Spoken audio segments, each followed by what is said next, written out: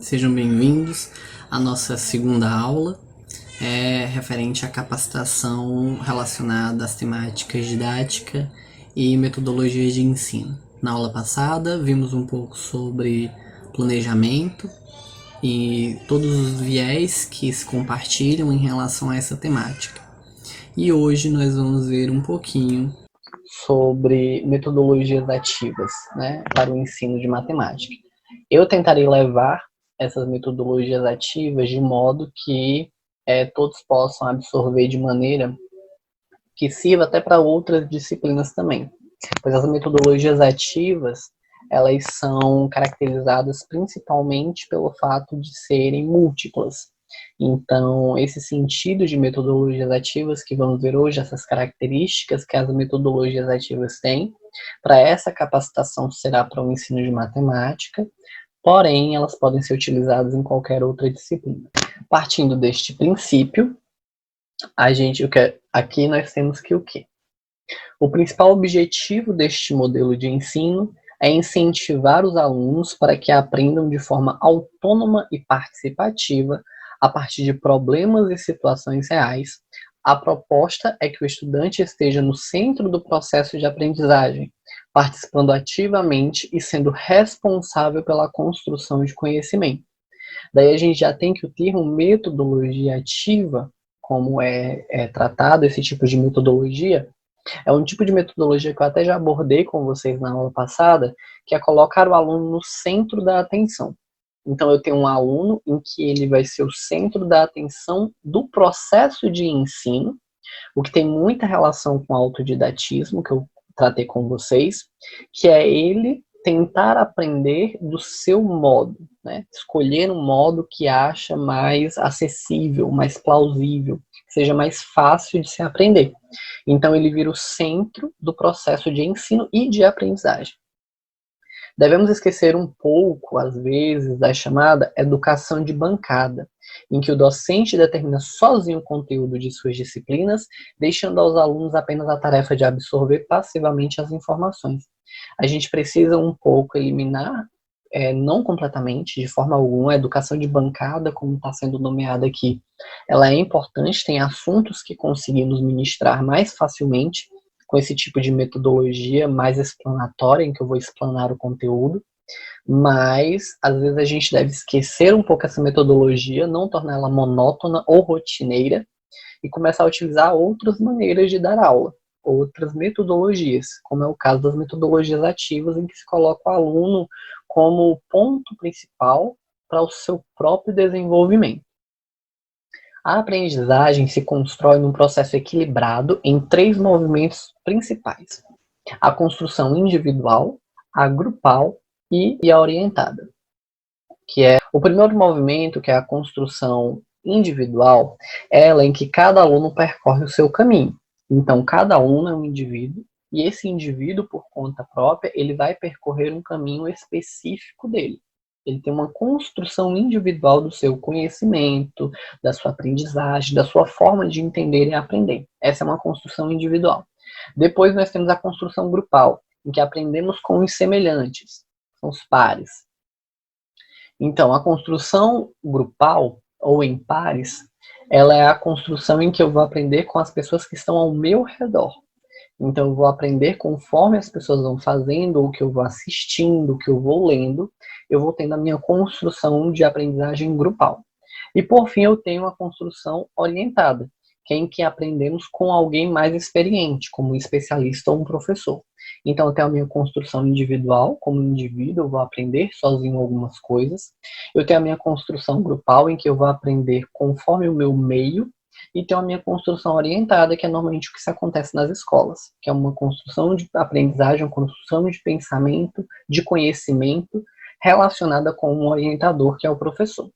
A aprendizagem acontece nas múltiplas buscas que cada um faz a partir dos interesses, curiosidades e necessidades. Ela vai muito além da sala de aula. Outra característica que a gente pode abordar são as múltiplas inteligências de Gardner, que ele trata das diferentes inteligências que podem existir no indivíduo, a inteligência matemática, a inteligência lógica, a inteligência musical.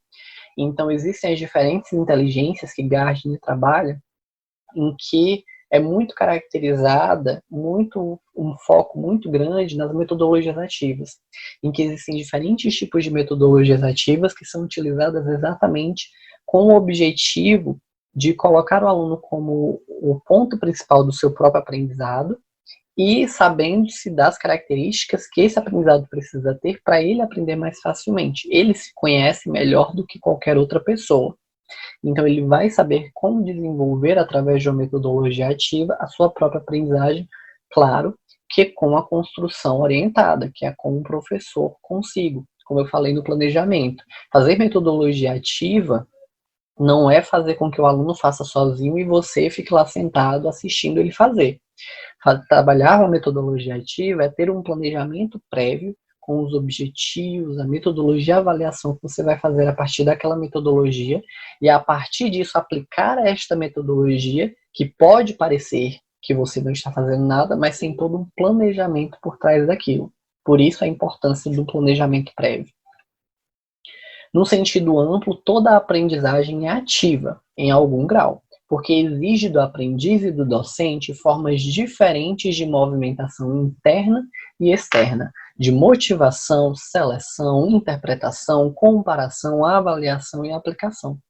Então, no sentido amplo, como o texto fala, eu tenho que toda metodologia, de certa forma, é ativa, é uma metodologia ativa. Porém, foi nomeada como esse jeito, como metodologia ativa, no sentido que um aluno ele se torna mais ativo no processo de ensino e aprendizagem, em que o professor não se torna o único detentor do conhecimento e das maneiras de ensino, e o aluno se coloca no lugar de tanto orientador como de orientado, em que ele mesmo vai tentar desenvolver sua própria aprendizagem a partir das diferentes metodologias ativas. Devemos pensar na transformação que deve ter a forma de conceber o aprendizado ao proporcionar que o aluno pense de maneira diferente, fora da caixa, e resolver problemas conectando ideias que, em princípio, parecem desconectadas. Esse termo fora da caixa relaciona-se muito com o termo que eu falei na última aula, que é o termo fora da casinha. Então, ao mesmo tempo que o professor ele tem que estar fora da casinha, o aluno ele tem que estar fora da caixinha, ele precisa estar fora da caixa. Então a gente precisa relacionar esses meios em que o aluno consiga interpretar o que a gente está querendo falar de uma maneira mais ampla, como até mesmo no vídeo que eu coloquei do Murilo Gun, em que ele fala sobre isso. O aluno conseguir responder uma questão exata, não tão exata assim. Trabalhar um percurso, por exemplo, na matemática, trabalhar o percurso de um conteúdo ou de um cálculo, falando como ele chega ao resultado. Ok, é uma questão exata, ele precisa entender um percurso para chegar neste resultado. Mas isso não quer dizer que também não tem uma explicação lógica para este percurso. A aprendizagem matemática ela tem que ser focada, óbvio que é o sentido todo da matemática, no raciocínio lógico matemático, em que eu tenho uma fórmula, eu preciso desenvolver esta fórmula para encontrar o meu resultado. Mas determinadas questões matemáticas interpretativas, elas funcionam muito mais na aprendizagem do que matemáticas exatas, do mesmo conteúdo. Trabalhar um conteúdo mais concreto, trabalhar de forma mais ativa por meio dessas metodologias, modificar a didática do ambiente, tudo isso dá para trazer uma questão de contextualização e interpretação num conteúdo que até então era tido como lógico matemático estrito, em que eu apenas teria cálculos matemáticos que iam seguir para um produto final. Então, tanto os professores têm que pensar de uma maneira a sair de dentro desta casa, como para resolver tais problemas, os alunos precisam sair de fora de suas caixas, para também pensar nas grandes possibilidades que existem dentro de uma resolução de uma questão ou dentro de uma metodologia de uma aula.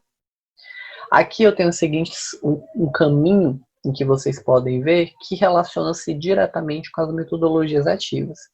Entre eles nós temos aqui entre os tópicos a autonomia do aluno, ele vai ser mais autônomo no seu processo de ensino. Trazendo um pouco para a atualidade em que estamos, os alunos estão tendo que ter essa autonomia hoje, pois não tem a construção que a gente viu da aprendizagem orientada.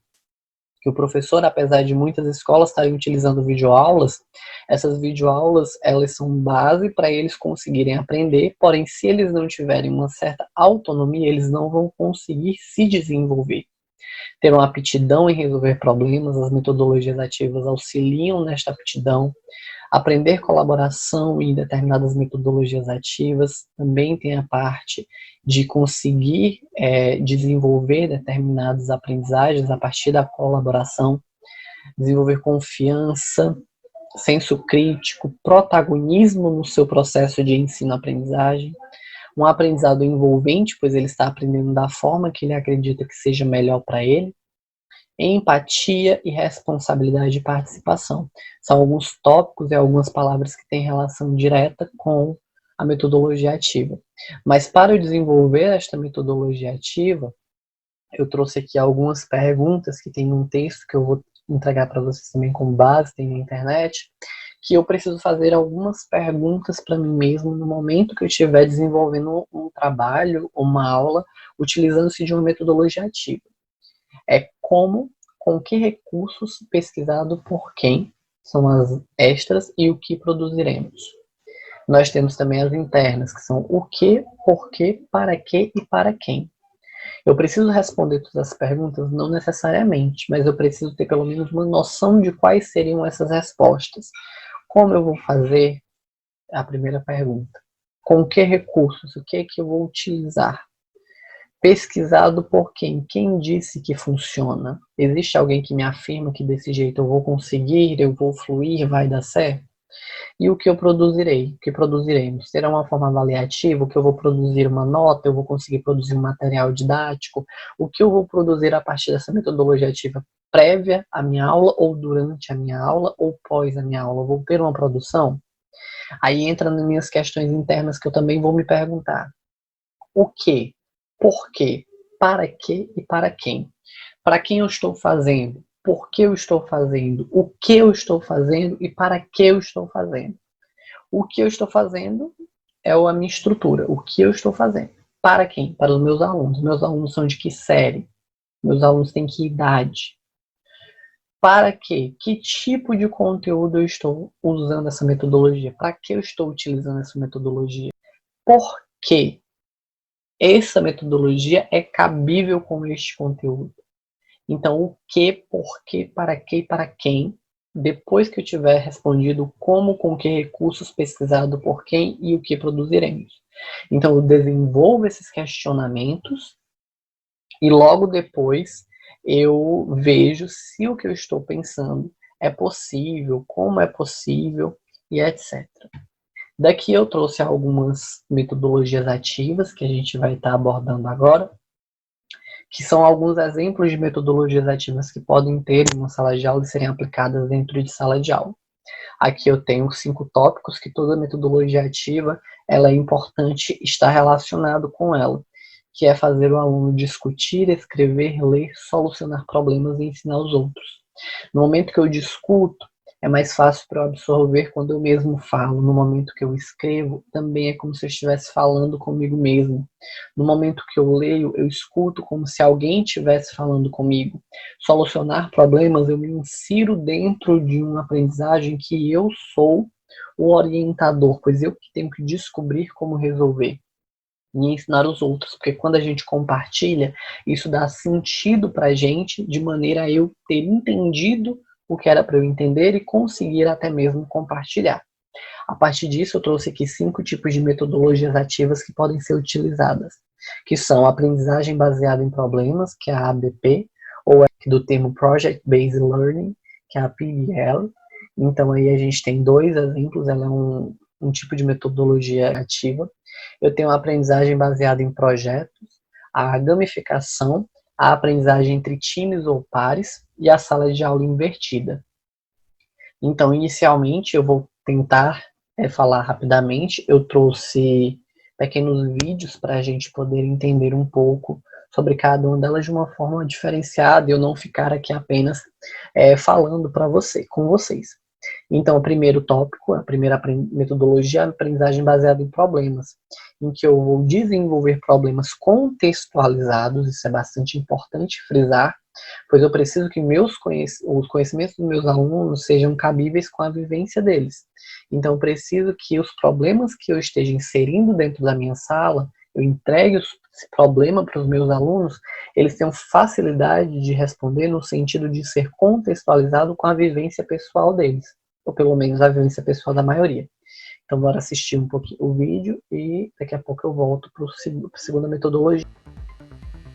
A ABP, Aprendizagem Baseada em Problemas, faz de você o principal agente de sua própria educação, dentro de uma dinâmica de grupo. Existem 7 passos para entrar nesse caminho. O grupo, composto por um tutor e 8 a 10 alunos, é a base do método ABP. Um dos alunos é indicado como coordenador e o outro como secretário da sessão. O professor assume a função de tutor.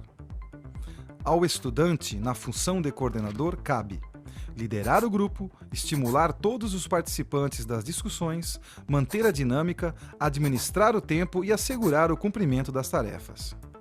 O estudante, na função de secretário, ajuda a ordenar as ideias em relatórios. Otimiza a discussão de forma a não haver repetição e nem perda de foco. O coordenador e o secretário não são cargos estáticos. Há revezamento entre os alunos para que todos conheçam cada função. Os demais participantes realizam a discussão seguindo a técnica dos 7 passos. No primeiro passo, o professor apresenta aos alunos a ideia do projeto com o problema. Exemplo, uma árvore centenária que precisa ser removida para a construção de uma rodovia. Surgem os questionamentos-chave. Então, está dado o segundo passo e nasce a necessidade de seguir caminhando. Aqui visualizamos objetivamente o impasse. Neste passo, o relevante é o debate, a análise e um esboço da solução. A aplicabilidade ainda não é o importante. No quarto passo, é feita a coleta e sistematização das principais sugestões de passos anteriores para a montagem de uma estrutura. No quinto passo, as lacunas de conhecimento e os tópicos necessários para entender o problema são profundamente questionados. Reposicionar a pista ou a árvore? O grupo define as metas de aprendizado para que os estudos individuais levem a novos conhecimentos. No sexto e penúltimo passo, o tema ganha análise individual. Vale lançar mão de leituras, visitas de campo, entrevistas e todos os métodos para colher informações. É a preparação para encarar a discussão em grupo novamente. No sétimo e último passo, o grupo se reunirá novamente para debater e compartilhar o que foi aprendido nos estudos individuais. Diálogo e discussão, mediados pelo tutor, farão surgir o novo, o inédito, a fórmula. É assim que funciona a ABP. Percorre-se um caminho de aprendizagem e o indivíduo passa a ser parte do processo de soluções. Então, voltando, a segunda metodologia é a chamada aprendizagem baseada em projetos. Toda escola já tem no seu PPP, na sua organização anual, projetos. Porém, existem os projetos individuais de disciplinas que eles são bastante importantes. Pois às vezes o projeto, a feira de ciências que normalmente tem, a feira de tecnologia que tem nas escolas, elas focam de uma maneira geral numa temática principal que abranja todas as turmas. Já num projeto individual por sala, em que você vai criar objetivos, como num plano de aula, mas ele vai durar aulas diferentes, talvez até semanas, num projeto, na aprendizagem baseada em projetos, você coloca o aluno como o ponto principal para o desenrolar de um conteúdo, em que ele vai ter que pensar a maneira como construir determinadas coisas, a metodologia que ele vai utilizar para apresentar aquele conteúdo. Ele vai ter que estudar da melhor maneira que ele encontre para poder ministrar ou apresentar alguma atividade que foi solicitada. Então, só o vídeo novamente, um vídeo curtinho, explicando um pouco melhor sobre a aprendizagem baseada em projetos. Você se lembra como era na escola? Era chato. Você sentava na aula, memorizava o máximo que você podia e tentava passar nos testes no final. Mas isso era bom o suficiente? Hoje em dia, a escola pode ser mais interessante e eficiente, focando o estudante no que importa. Vamos explicar o que é aprendizado baseado em projetos. A maioria dos adultos vive em um mundo de projetos. seja uma tarefa do trabalho, decoração da casa ou planejando o casamento. Precisamos ativamente resolver problemas. Mas, infelizmente, trabalhos da escola parecem mais com isto do que com isto. Vamos dar uma olhada no mundo baseado em projetos. Esta é a Claire. Ela foi recentemente apresentada a um desafio. A empresa que ela trabalha, Super Espuma, faz sabonetes. E era a responsabilidade dela achar o jeito mais sustentável para produzir sabões. O chefe de Claire deu a ela um orçamento e fez alguns pedidos. E ela tinha que achar uma solução. Ela organizou e gerenciou um time que pesquisou as opções e criou materiais resumindo os problemas. O time de Claire pediu a opinião e apresentou suas descobertas para o chefe dela. Claire terminou o projeto parecendo uma estrela do rock e aprendeu muito sobre produtos sustentáveis. Se você prestar atenção, o sucesso da Claire envolve pensamento crítico, colaboração e comunicação, coisas que não são normalmente ensinadas nas salas de aula. O mundo precisa de mais Claires. Então, como conseguimos isso? A resposta é aprendizado baseado em projetos. Focando os estudantes em projetos, professores põem eles em um caminho que aprofunda seu conhecimento e constrói as habilidades que eles precisarão no futuro. Aqui o que eu quero dizer. Sr. Simon sempre foi um bom professor de ciência e seus estudantes sempre foram bem nos testes de sexta-feira. Mas, infelizmente, o que eles aprenderam é esquecido na manhã de sábado. Isso não era bom o suficiente para ele. Ele aprendeu sobre aprendizado baseado em projetos e decidiu dar uma chance. Sr. Simons teve a ideia para o seu primeiro projeto sobre micro-organismos, quando metade de seus estudantes repentinamente pegaram resfriado. Ele perguntou para seus estudantes por que muitos de seus amigos pegaram resfriados ao mesmo tempo. Essa discussão produziu um monte de boas perguntas e uma lista de coisas que as crianças gostariam de aprender. Sr. Simons então anunciou que seu projeto era ajudar crianças do ensino fundamental a entender como nós não ficamos doentes. Depois de dividir a turma em times, os estudantes começaram o projeto.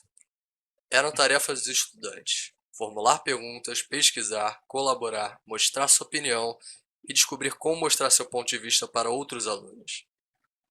Um grupo escolheu fazer um vídeo educacional relacionado à lavagem das mãos e como evitar um resfriado. Outro grupo decidiu criar posters mostrando como o vírus se espalha. Os grupos mostraram seu trabalho final para uma plateia entusiasmada de pais e crianças.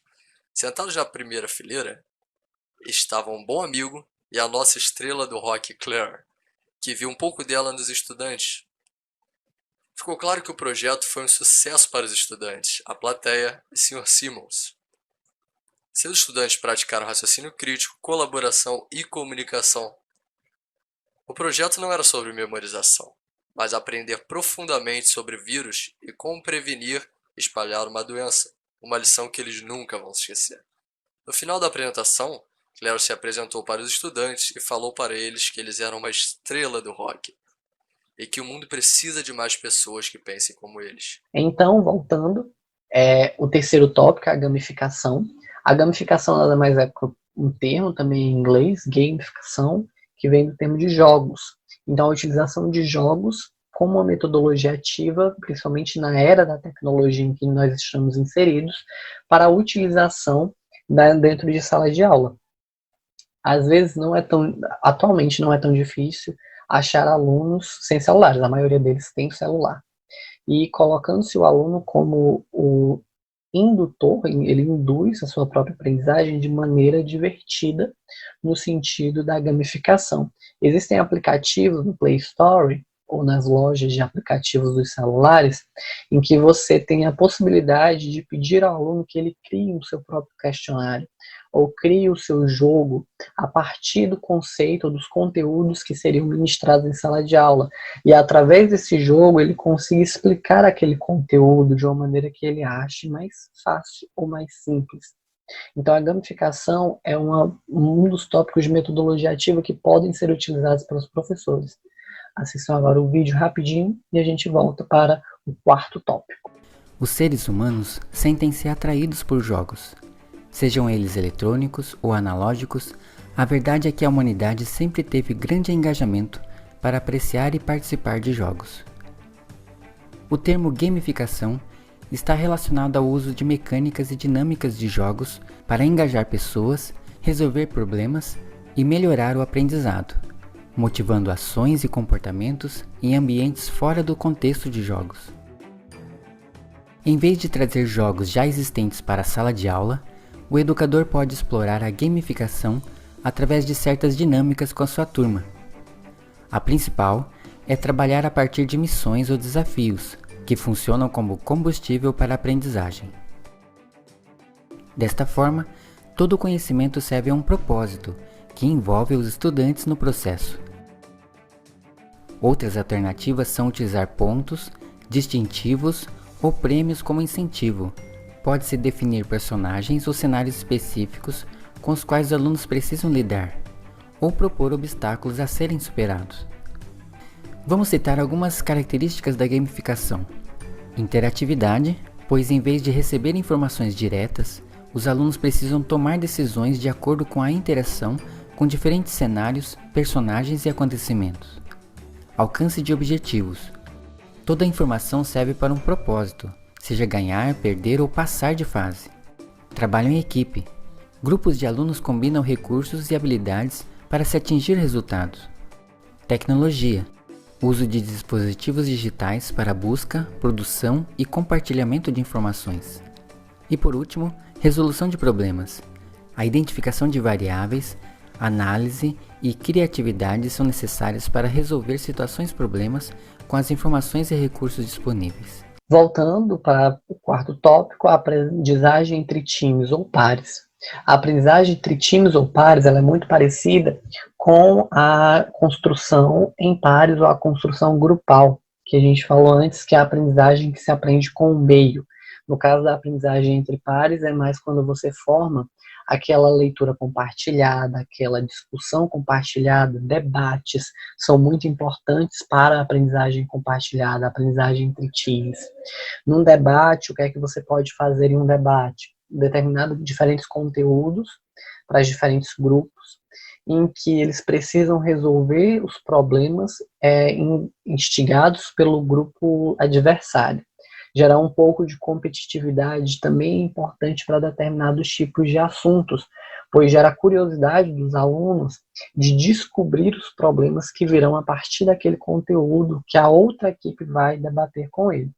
Então, debates são importantes. Debate só funciona nas disciplinas de texto. Não, debate também funciona nas disciplinas de cálculo, assim como física, assim como química, que também tem cálculo, às vezes na biologia e principalmente na matemática.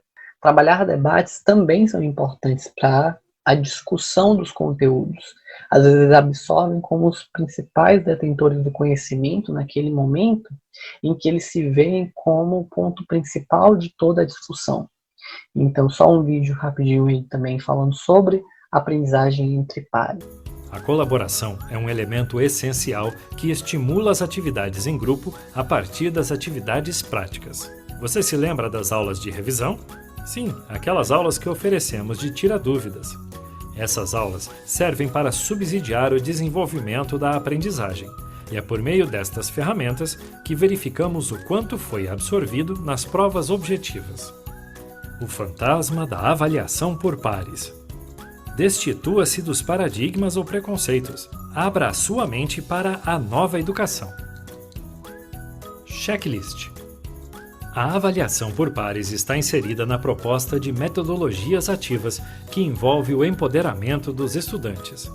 Você se lembra que no começo do vídeo falamos sobre o protagonismo estudantil? Então, o trabalho de avaliação deve estar apoiado em um checklist, para que possa ser aplicado a qualquer trabalho, considerando a experiência reduzida do avaliador. Método instrucional. A avaliação por pares pode ser considerada como um método instrucional que traz como objetivo auxiliar os estudantes a construir conhecimento em um domínio específico. Os estudantes participantes poderão desenvolver habilidades tais como a capacidade de análise crítica e objetiva e melhoria de resultado na leitura dos próprios trabalhos. Cooperação e discussão em grupo. Ela se desenvolve através da premissa básica de colaboração e da cooperação mútua entre os estudantes. É neste momento que eles discutem outros pontos de vista e avaliam o que sabem a respeito de determinado assunto, colaborando para a superação dos problemas. Autoavaliação. Os estudantes que participam da avaliação por pares aprendem inicialmente a realizar autoavaliação. Os estudantes devem participar a partir das pesquisas realizadas para o seu trabalho, e não existe espaço para achismo ou discursos vazios. A avaliação por pares é coparticipação, corresponsabilidade, respeito, colaboração, honestidade, fidelidade, ética. Oferecemos aos estudantes uma possibilidade de colocar a teoria aprendida em prática. Para isso, nós os convidamos a rever o contexto social de um mundo globalizado, competitivo e que desenvolve conhecimento em rede. Assim, a sociedade contemporânea impõe um olhar inovador e inclusivo a questões centrais do processo educativo. O que aprender? Para que aprender?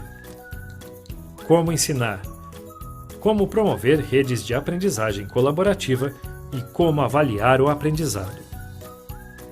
No novo cenário mundial, comunicar-se, ser criativo, analítico-crítico, participativo, aberto ao novo, colaborativo, resiliente, produtivo e responsável requer muito mais do que o acúmulo de informações. Ser proativo para identificar os dados de uma situação e buscar soluções, conviver e aprender com as diferenças e as diversidades. Voltando para finalizar, a gente tem a metodologia ativa chamada de sala de aula invertida. E você entregar o conteúdo para ele de maneira em que ele der a aula. A sala de aula invertida, ela segue a ordem de que você vai ministrar o conteúdo amplamente, de maneira abstrata, subjetiva. Então, só para vocês verem melhor essa animação e entender o que eu estou falando. Esta é uma sala de aula tradicional.